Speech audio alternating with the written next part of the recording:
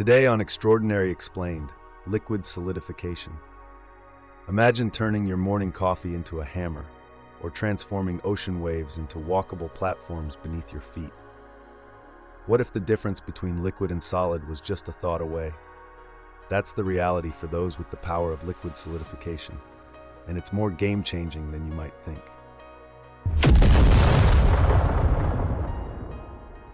Liquid solidification is exactly what it sounds like: the ability to transform any liquid from its flowing state into something solid. But here's where it gets interesting.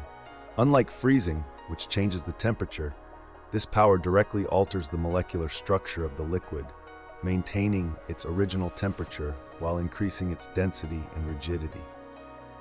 This extraordinary ability goes by several names: liquid compression, liquid hardening, or simply solid liquid. But regardless of what you call it, the implications are staggering. Think about it. In a world where 71% of our planet is covered in water, a person with this ability would never be truly unarmed or trapped. So how might someone acquire such an ability?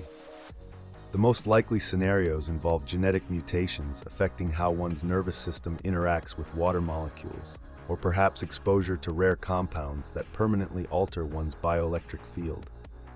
Theoretically, advanced nanotechnology implanted in the body could also generate the necessary energy fields to manipulate liquid density. The versatility of this power is what makes it truly remarkable. At lower intensity, you could create semi-solid surfaces. Imagine stepping on water as if it were a trampoline. Push further, and that same water becomes as hard as concrete. At maximum potential, water could theoretically be compressed to the density of steel or even diamond.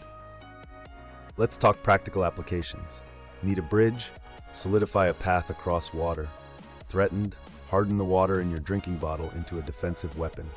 Medical emergency? Solidify blood to temporarily stop internal bleeding. The possibilities extend far beyond combat. Imagine construction workers creating instant scaffolding from water tanks, or rescue teams forming solid platforms in flood zones. The power isn't limited to water either. Any liquid falls under its domain: oil, juice, coffee, even bodily fluids. The more viscous the liquid already is, the less energy required to solidify it. Honey would be easier to solidify than water, while mercury would present a greater challenge. However, like all extraordinary abilities, liquid solidification comes with limitations. Most notably, the solidification effect is typically temporary. The more dramatic the change in density, the more energy required to maintain it. And in most cases, the user needs to remain in physical contact with the liquid, or at least within a certain proximity, to sustain the effect.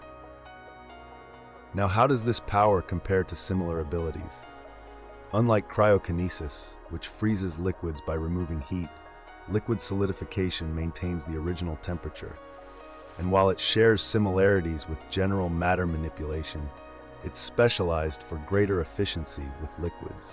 Think of it as a surgical scalpel versus a Swiss Army knife, more limited in scope, but more powerful within its domain. Of course, with great capability comes significant ethical considerations. A person with this power could potentially solidify the water within a living being, with devastating consequences. They could collapse infrastructure by manipulating water pipes or create weaponry from seemingly harmless substances. The responsible use of such power would require tremendous restraint and moral clarity. If liquid solidification existed in our world, it would likely be classified as a high-tier ability due to its versatility and the abundance of liquids around us. A master of this power could create instant architecture, revolutionize emergency rescue operations, or develop unprecedented defensive capabilities. The applications for deep-sea exploration alone would change how we understand our oceans.